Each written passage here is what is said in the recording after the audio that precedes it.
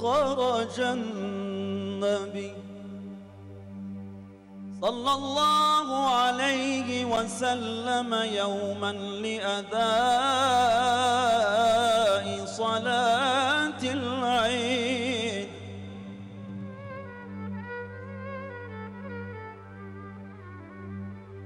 فرأى أطفالا يلعبون ويمرحون،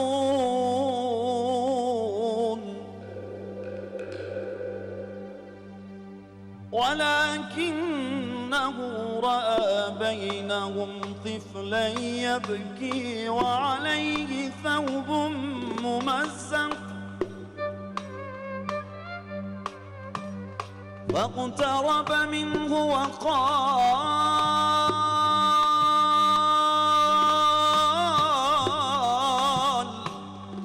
ما لك تبكي ولا تلعب مع الصبيان؟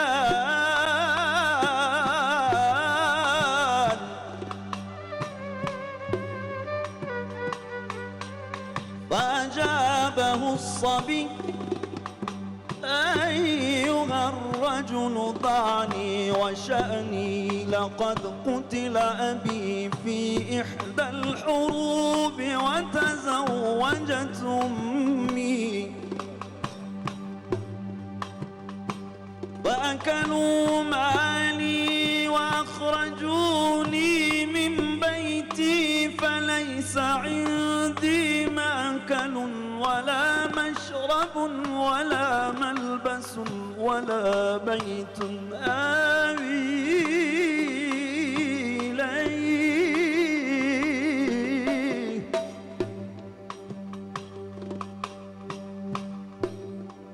فعندما رأيت الصبيان يلعبون بسرور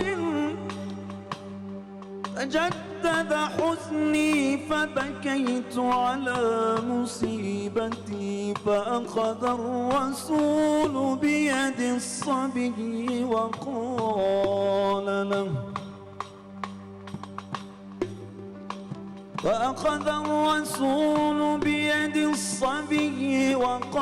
له أما ترضى أن أكون لك أبا؟ أما ترضى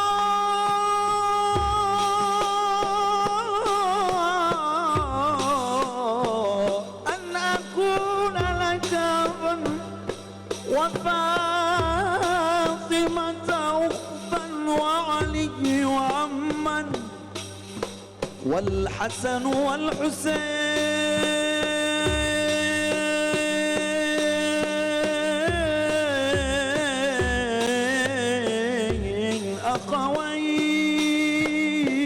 أخوين؟ فعرف الصبي الرسول وقال: كيف لا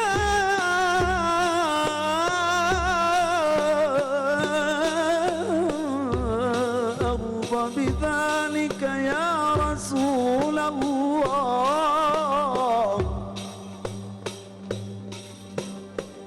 فأخذه الرسول صلى الله عليه وسلم إلى بيته وكساه ثوبا جديدا وأطعمه وبعث في قلبه السرور،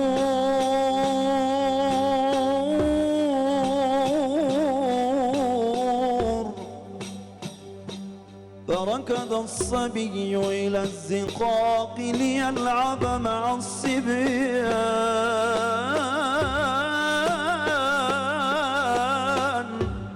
فقال له الصبي: لقد كنت تبكي، فما الذي جعلك أن تكون فرحا ومسرورا؟